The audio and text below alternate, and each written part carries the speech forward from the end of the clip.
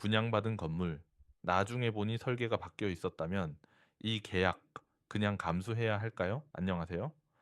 분양계약 해제 사건을 주로 다루고 있는 법무법인입니다. 오늘은 설계 변경 위반으로 벌금형을 받은 경우 수분양자가 분양계약을 해제할 수 있는지에 대해 아주 중요한 대법원 판결을 기준으로 말씀드리겠습니다. 먼저 설계 변경이 뭐냐면요. 분양 당시 안내받았던 도면, 광고 자료, 분양계약서에 적힌 내용과 달리 실제 건물이 임의로 변경되는 걸 말합니다. 대표적으로 이런 경우죠.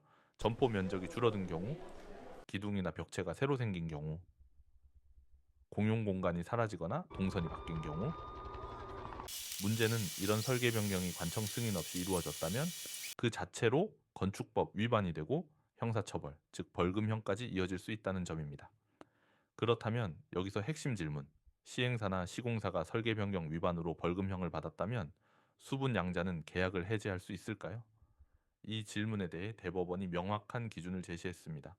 최근 선고된 대법원 판결에서는 설계 변경 위반과 분양 계약의 관계를 분명하게 정리하고 있습니다.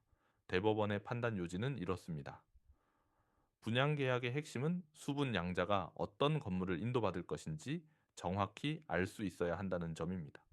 그런데 승인 없이 설계가 변경되고 그 결과가 분양 당시 설명과 본질적으로 다르고 그 위반이 형사처벌, 즉 벌금형까지 이어졌다면 이는 단순한 하자가 아니라 계약의 기초를 흔드는 중대한 문제라는 겁니다. 즉, 이런 상태라면 수분양자에게 계약을 계속 유지하라고 강요할 수 없다는 취지입니다. 여기서 중요한 포인트 하나 짚어드릴게요.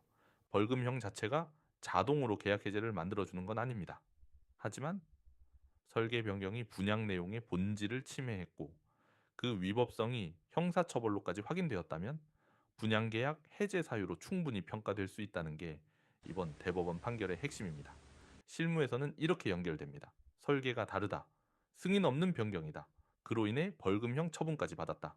이 세 가지가 맞물리면 수분양자 입장에서는 계약을 되돌릴 수 있는 강력한 근거가 됩니다. 혹시 지금 분양받은 상가나 오피스텔 구조가 설명과 다르거나 나중에 설계 변경 사실을 알게 되었거나 시행사나 시공사가 건축법 위반으로 처벌을 받았다는 이야기를 들었다면 이미 계약했으니 어쩔 수 없다. 이렇게 단정하실 필요는 없습니다. 설계 변경의 내용, 위반의 정도, 그리고 분양 당시 설명과의 차이. 이걸 법적으로 정리하면 계약을 원점으로 돌릴 수 있는 경우도 적지 않습니다. 분양 계약 해제 혼자 판단하지 마시고 반드시 법률적으로 한 번은 점검해 보시길 권해 드립니다.